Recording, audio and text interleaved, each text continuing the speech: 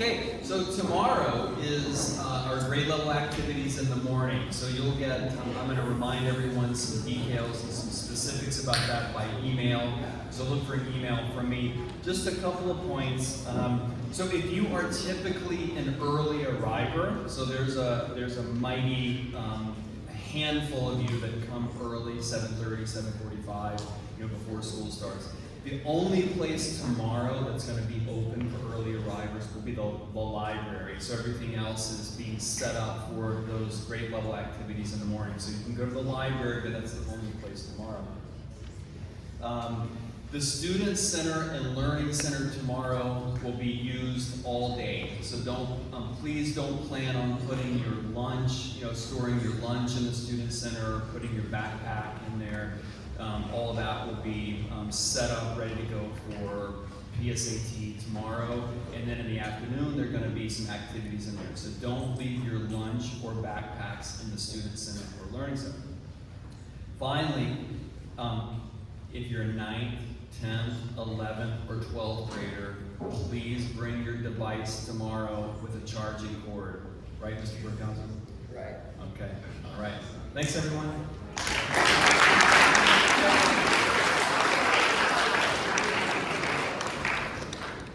Hi everyone.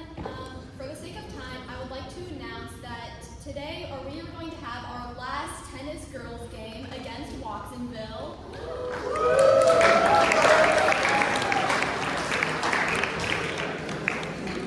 And I would love to call to attention someone who during our North Salinas game, North Salinas is like one of the better girls tennis teams, and this player, despite having a cramp in her leg forming midway through her game, she won her #1 singles match.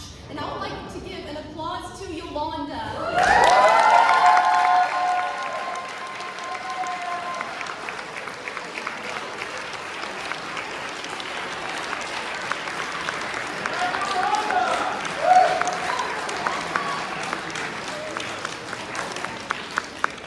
Congratulations, Yolanda. All right, so now Mr. Brookhauser, and then junior class announcement.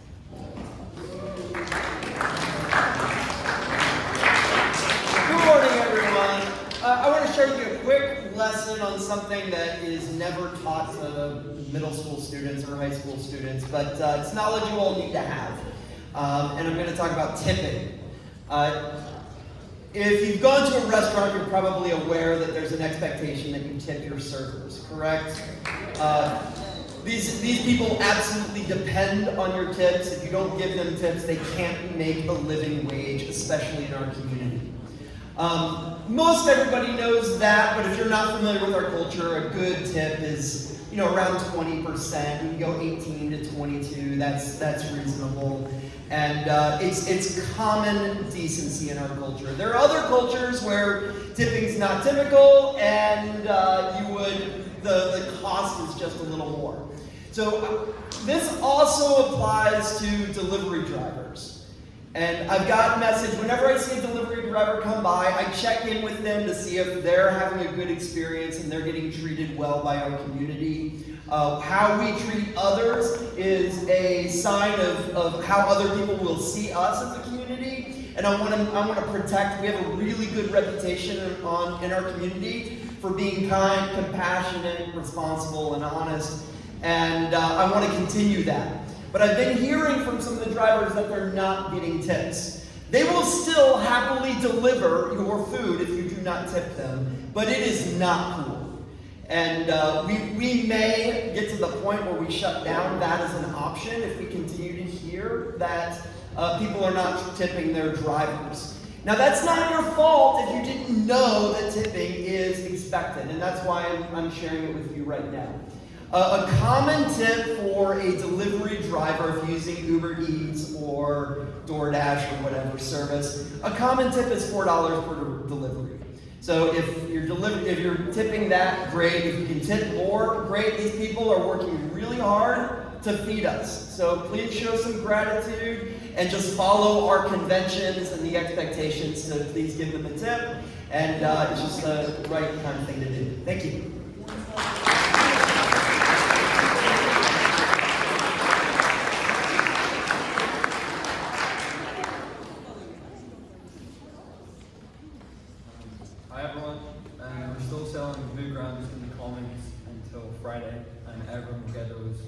Tuesday. Okay, second announcement. If you see these lovely boxes up here, we only have 3 so far, but another 3 will either be up by lunch today or by tomorrow. So this is like the slime stuff. So your contestants, if you saw my email so far, are Mr. Zeljo,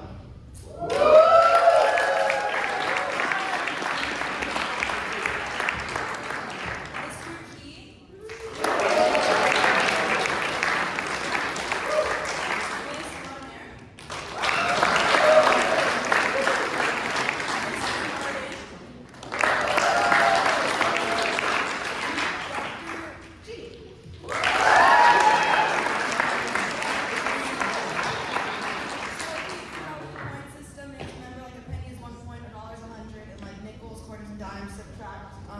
points basically, and then Friday at the end of the day from 2:55 to maybe 3:13, they will be the top 2 faculty members with the most points will be getting slimed in front of all of you on Friday. And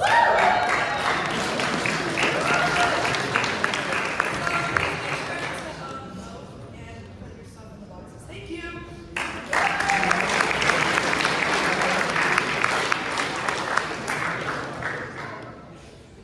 Guys, fall sports are finally coming to an end, and I'm so sad.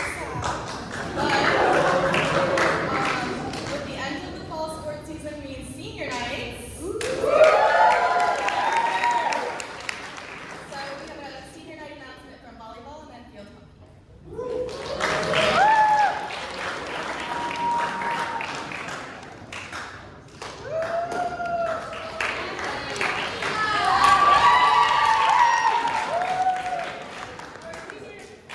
So girls volleyball has their senior night tonight. We have 3 seniors. Rose, Akira, and Orion. So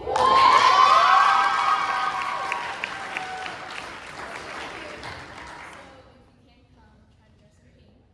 We'll also have paint and signs and teach you guys some cheers if you show up. So come support their last home game.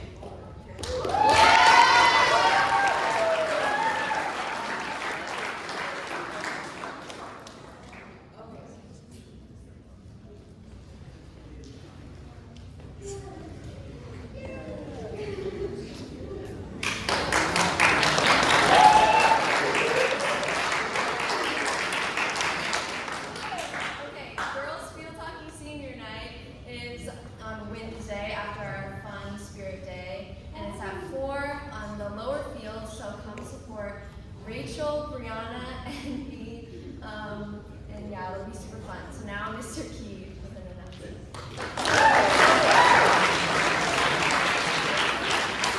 As Larry said, Wednesday is Spirit Day, so just some quick reminders. Yes, red versus black. So 9:30, it's a late start Wednesday, so you don't have to be here until 9:30. Dress in your team's color, red or black. In the morning, we're going to have activities. Sort of choose what you'd like to do from 9:30 to about 11. Then 11 o'clock, we're going to feed you, and then right after that, we'll get the intense competitions going for the afternoon versus red and black. So look forward to Wednesday. Hope you all too. Thanks.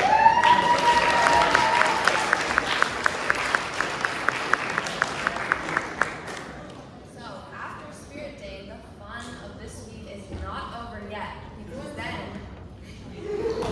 we jump right into our Halloween-themed Spirit Week. So on this Thursday, it is Pink Out Day because October is Breast Cancer Awareness Month. So please wear pink to show support. On Friday, it's pajama day, so dress in your comfiest pajamas. And then on Monday, it'll be pumpkin carving at lunch in the Commons. And then on Tuesday, we're going to do trick-or-treating so you can go from classroom to classroom and get candy from teachers. Alright, and then an announcement about Halloween dance, which is this Friday by the side.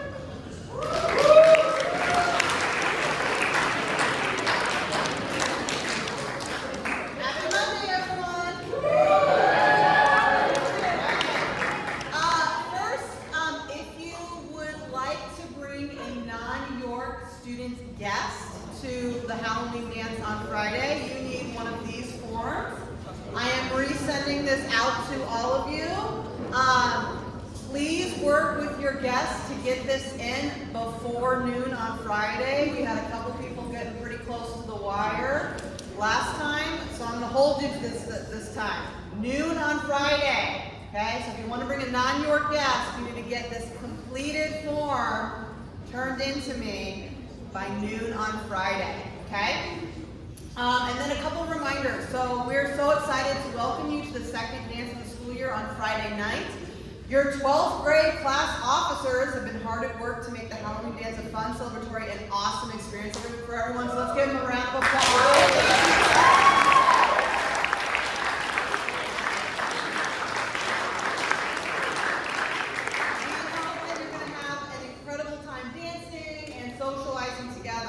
As with all of our community events, it is important that we all uphold our school's values, which, as a reminder, these are honesty, respect, responsibility, and compassion.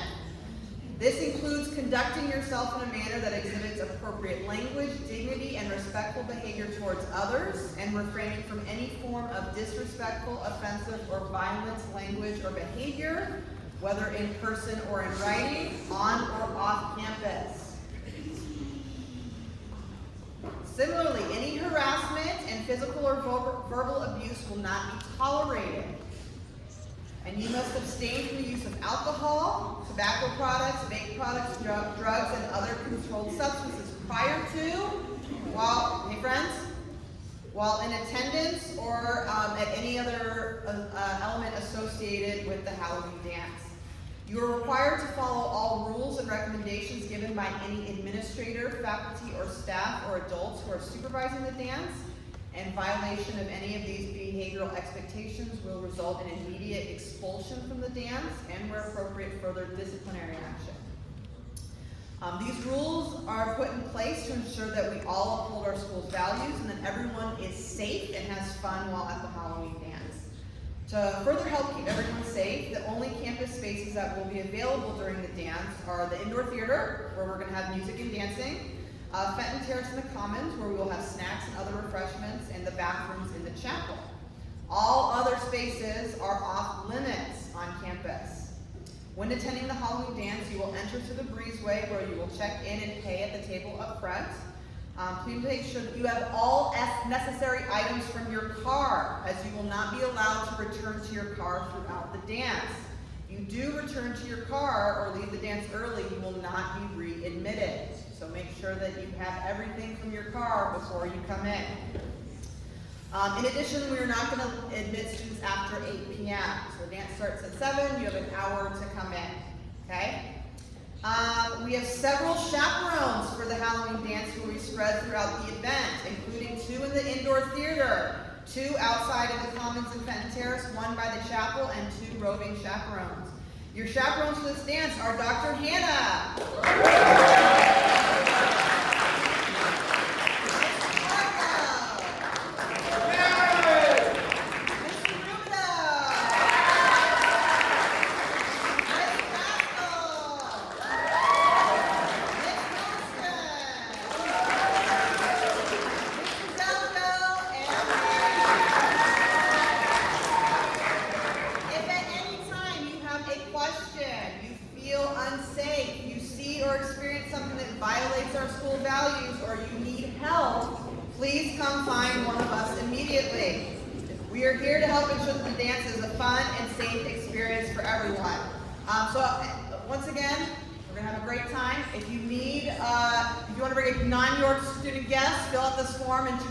return it to me before noon on Friday. And since there was a little bit of confusion about this last time, 8th graders, you are invited to the dance. Yeah.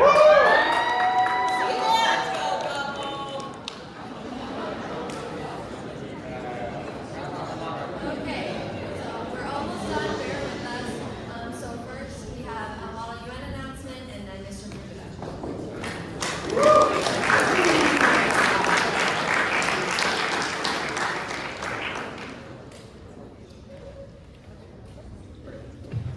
Hi everyone, just wanted to say we have a few mobile UN conferences coming up, so if anyone's interested. The first one is Berkeley Mobile UN, it's on December 2nd and 3rd, it's overnight.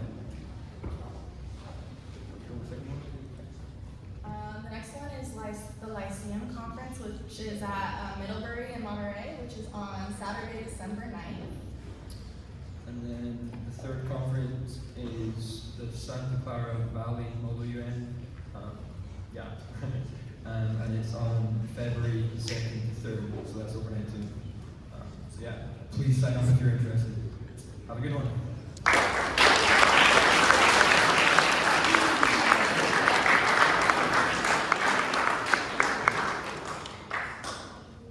Hey everybody, so if this isn't your first rodeo at York, it's about that time of year. Every sophomore in the school.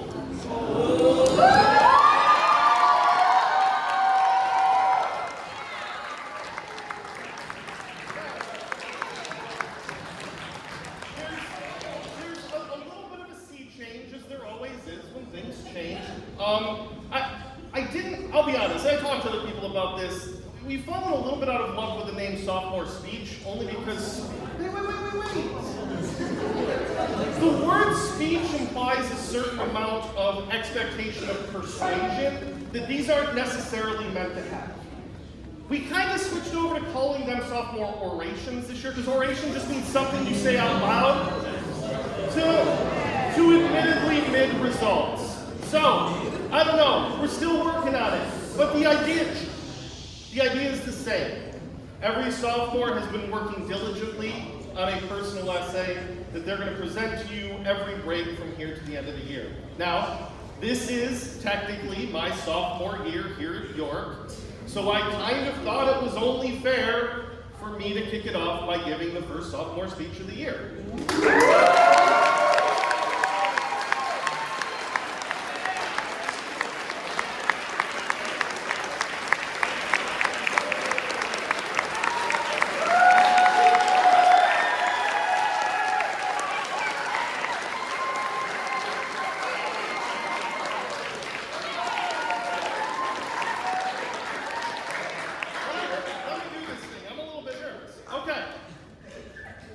Volunteering at your public library is probably one of the most obvious origin stories for an English teacher. So it may surprise no one that yes, I did that when I was a teenager.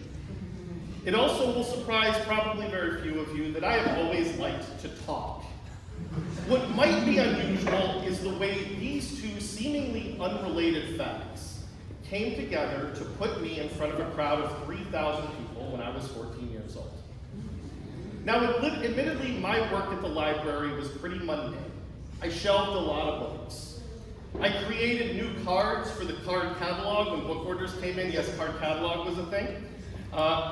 Every once in a while, I got to work on my future advertising and design chops by making a poster for library events using software called Print Shop on the library computer that boasted 40 megabytes of internal memory. But I was constantly surrounded by books. And it was in that environment that I found some of the books that really shaped my youth. The Lord of the Rings trilogy, Anne Rice's Vampire Chronicles, Stephen King's Dark Tower series, to name a few. Anyway, I tell you all this just to kind of give you an idea how sometimes dull volunteering for the library could be. So when the library director, a very kind and funny woman named Sue Dorn, asked if I'd be willing to speak at a library conference, I jumped at that opportunity. I mean, that seemed exciting, at least compared to reorganizing the Dr. Seuss display for like the 1,000th time. But I had a lot to say. I really did love my library. I love books. I love the opportunity to be in a place where I could find new books. And I wanted to make sure that that opportunity existed long after me. So flash forward a couple of months. I'm standing in front of a crowd of 3,000 people at a library conference in Washington, D.C. It's a surprisingly big conference center. I'm standing on an actual stage with actual spotlights making me actually squint at the admittedly metaphorical sea of people out in front of me. And the silence in those few moments was overwhelming. I swallowed hard, a drop of sweat kind of dripped down my cheek. And then I started talking. And it went fine, I guess. I'll be honest, I don't really remember it that well. I remember the moments leading up to talking far more than I remember the talk itself. But you know what? Libraries got an increase in funding that year. Now, I'm not taking personal responsibility, but I'm not denying personal responsibility either. To be fair, George H.W. Bush had campaigned on the slogan of no new taxes, so it was a hostile environment for funding for public institutions. But whether I personally was responsible for thousands of libraries across the country keeping their doors open, or not, I was part of something important.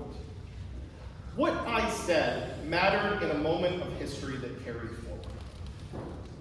Now, when I found out I was going to take over 10th grade English at York this year, admittedly the Sophomore Speech project was one of the more intimidating aspects of my new responsibilities. Now, I knew Miss Berry wouldn't be here to see me massacre the project that she helped for almost a year. But the person who initially came up with the idea and from whom she inherited absolutely would be. Mr. Brookhauser. Sorry, everyone. So, I knew I had to find myself in this project. And I kept thinking back to that speech or that talk I gave in front of the crowd when I was 14. I'm sure I got some useful public speaking experience from doing that. But what really makes that memory stand out to me is my purpose. I knew what I wanted to say, and I knew I wanted the audience to understand something that I was afraid maybe they didn't. It mattered more what I had to say than that I was taught. And so my students this year began from that place of purpose. I wanted them to think about why they were going to say what they were going to say, and build from there. I mean, if you have to give a talk in front of your entire school, it might as well mean something, right? So I hope you can see the purpose underlying every sophomore speech you're going to hear for the rest of the year, and just appreciate how much effort goes into saying something that matters. Thank you.